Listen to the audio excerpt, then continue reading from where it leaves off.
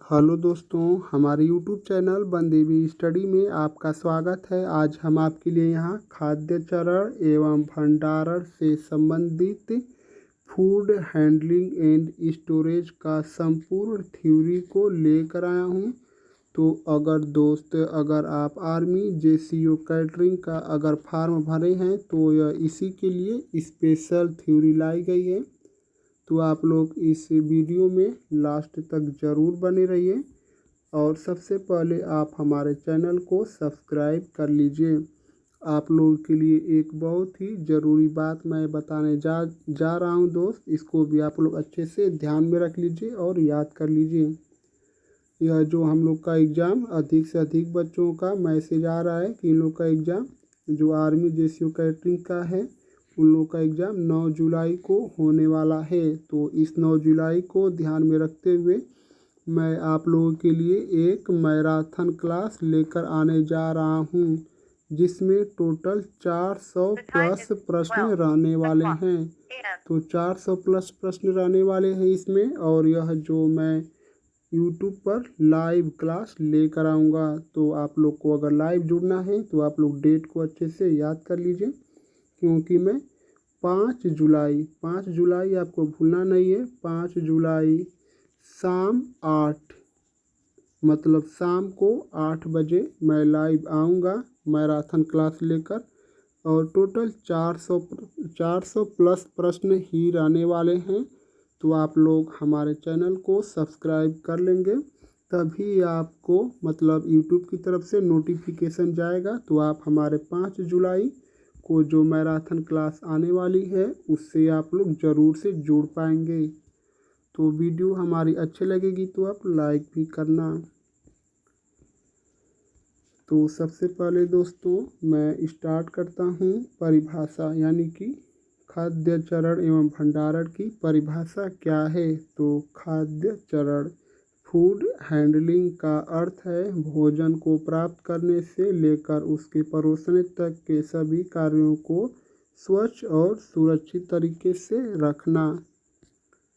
तो खाद्य भंडारण फूड स्टोरेज का अर्थ है भोजन को इस प्रकार रखना कि वह लंबे समय तक खराब न हो और उसमें पोषक तत्व सुरक्षित रहे। तो चलिए हम लोग नीचे देखते हैं क्या दिया है। खाद्य चरण के जो खाद्य के इसके कितने चरण हैं, यानी कि स्टेप्स ऑफ फूड हैंडलिंग। तो भोजन की प्राप्ति रिसीविंग, मानक गुणवत्ता की जांच की जाती है। ताजगी और वैधता इसी के अंतर्गत आती है, एक्सपायरी डेट उस पर लिखी होती है। वजन और तापमान की अच्छे से जांच करनी चाहिए। तो संग्रहण कैसे किया जा सकता है, यानी कि स्टोरेज संग्रहित सूखे, ठंडे और जमे हुए वस्त्रों को अलग अलग सुरक्षित रखना चाहिए। और FIFO का अर्थ है फर्स्ट इन फर्स्ट आउट पद्धति अपनाना चाहिए आप लोग को खाद्य चरण में संग्रहित करने के लिए। साफ सुथरे कंटेनरों का प्रयोग करना चाहिए। तीसरा हमारा पॉइंट है तैयारी, यानी कि प्रिपरेशन। स्वच्छ हाथ और बर्तन का उपयोग करना चाहिए। क्रॉस कंटेमिनेशन से बचाव। अलग अलग फूड ग्रुप की कटिंग, अलग अलग चाकू व बोर्ड आप लोगों को उपयोग में लाना चाहिए। चौथा है हमारा पकाना, कुकिंग। उचित तापमान पर आपको पकाना चाहिए। ऐसा नहीं कि बहुत अधिक तापमान पर आप कुछ भी पकाएंगे तो उसमें पोषक तत्व नष्ट हो जाएंगे। अधपका भोजन परोसने से बचना चाहिए। अधपका भोजन खाने से आपको मतलब कई बीमारियां भी हो सकती हैं। तापमान मीटर का उपयोग करना चाहिए। जो टेम्परेचर इसमें स्केल होता है उसका उपयोग करना चाहिए। पांचवा पॉइंट है हमारा परोसना, यानी कि सर्विंग। गर्म और ठंडा भोजन को ठंडा परोसना, यानी कि ढककर परोसना। सर्विंग टूल्स को साफ करना। और नीचे क्या दिया है हमारा खाद्य तीसरा जो हमारा पॉइंट है वह खाद्य भंडारण के कितने प्रकार हैं, टाइप्स ऑफ फूड स्टोरेज। तो हम लोग देखते हैं, पहला प्रकार है, दूसरा कितना तापमान होना चाहिए, तीसरा हमारा उसके कौन कौन से उदाहरण हैं।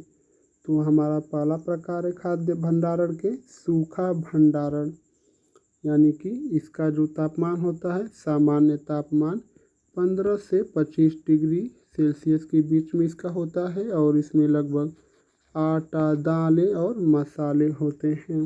दूसरा है हमारा प्रशीतन यानी कि रेफ्रिजरेशन, इसका तापमान हमारा 0 डिग्री से 5 डिग्री सेंटीग्रेड तक होता है और इसका उदाहरण हमारा दूध, सब्जियां, पकी चीज़ें महत्वपूर्ण हैं। डीप फ्रीजिंग का तापमान कितना होता है, -18 डिग्री सेल्सियस से कम या इससे भी कम।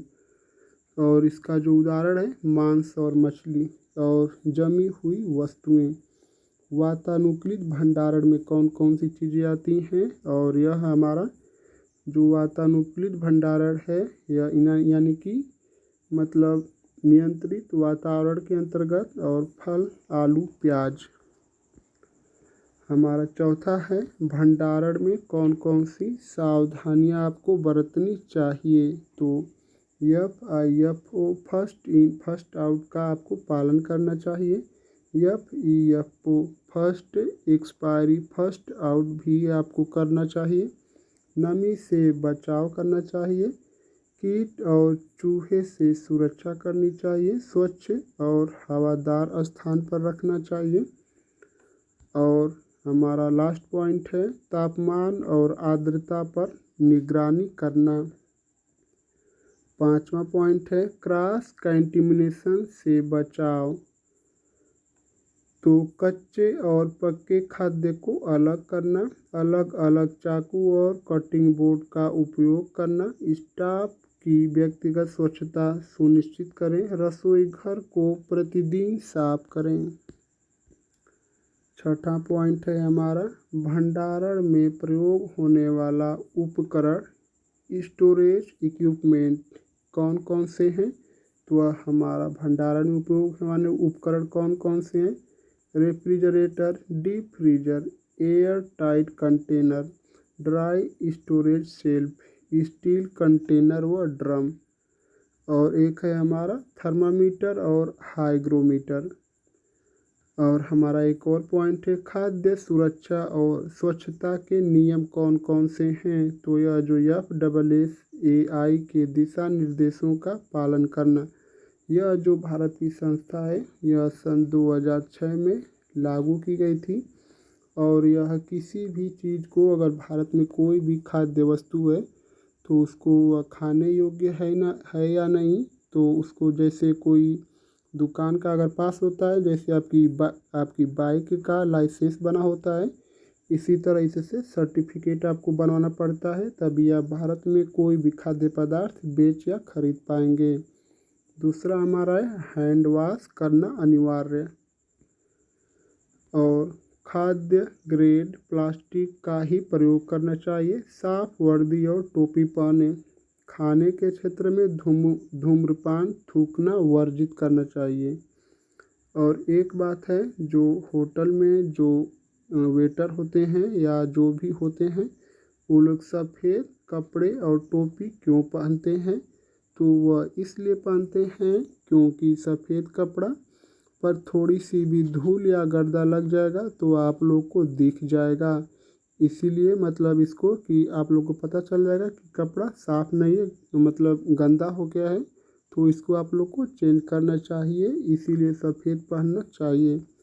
तो हमारा लास्ट पॉइंट है कंक्लूजन, यानी कि निष्कर्ष। सही खाद्य चरण और भंडारण से न केवल भोजन की गुणवत्ता और पोषण बरकरार रहता है, बल्कि खाद्य जनित रोगों से भी बचाव होता है। सैन्य कैंटीन व मेस में यह और अधिक जरूरी हो जाता है, जहां बड़ी संख्या में सैनिकों को सुरक्षित और पौष्टिक भोजन देना होता है। तो अब है हमारा दोस्तों, मैं आप लोगों के लिए कुछ ज़रूरी बात बताना चाहता हूँ। अगर आप लोग को दोस्त 1000 जो प्रश्न का PDF मैं तैयार किया हूँ, यह आपके एग्ज़ाम के लिए बहुत ही रामबाण साबित होने वाला है, तो आप लोग इसको ज़रूर से ले लीजिए। मैं अपने यूट्यूब चैनल पर इसको यह कैसे मिलेगा आप लोग को बताया हूँ, तो आप लोग इस वीडियो को जाकर देख लीजिए और आप हमसे PDF ज़रूर से ले लीजिए। आपको बहुत अच्छा या अधिक से अधिक प्रश्न उसमें फंसेंगे। आपके 1000 प्रश्नों में से आप लोग देखने के बाद ज़रूर हमको बताइए कि कैसा लगा ये मेरा 1000 का PDF। और एक बात दोस्तों कि अगर हमारे चैनल पर आप पहली बार आए हैं तो सबसे पहले सब्सक्राइब कर लीजिए। वीडियो आपको अच्छी लगी है तो लाइक करना मत भूलना दोस्तों। और यह जो थ्योरी की PDF है, यह आप लोग को टेलीग्राम चैनल पर जो बनदेवी स्टडी अगर आप लिख देंगे तो आप लोगों को इसका मतलब PDF भी मिल जाएगा। टेलीग्राम चैनल का नाम हमारा भी बनदेवी स्टडी है, तो आप लोग टेलीग्राम में जाइए, बनदेवी स्टडी चैनल से जुड़ जाइए। तो आप लोगों को केवल थ्योरी की PDF मिलेगी, जो प्रैक्टिस सेट है उसकी नहीं मिल पाएगी ब्रो, क्योंकि वह मतलब वह डिलीट हो जाती है तुरंत। और फिर और एक और ख़ास बात कि आप लोग जो मैं 5 जुलाई को एक मैराथन क्लास लेकर आ रहा हूँ, 9 जुलाई को जो एग्ज़ाम होने वाला है JSU कैटरिंग का, अधिक से अधिक बच्चों का 9 जुलाई ही आ रहा है, तो इसी को ध्यान में रखते हुए मैं 5 जुलाई को आप लोगों के लिए एक मैराथन क्लास लेकर आ रहा हूँ। तो इस मैराथन क्लास से आप लोग ज़रूर से जुड़िए, जिसमें 400 प्लस प्रश्न रहने वाले हैं। और यह जो है हमारी मैराथन क्लास 5 जुलाई को शाम 8 बजे मैं लाइव आकर आप लोग को सॉल्व करवाऊंगा 400 प्लस प्रश्नों को। तो आप लोग जुड़ना मत भूलना दोस्त। आप लोग सब्सक्राइब करेंगे तभी आपके पास नोटिफिकेशन हमारा जाएगा। और आप लोग का बहुत बहुत धन्यवाद दोस्तों।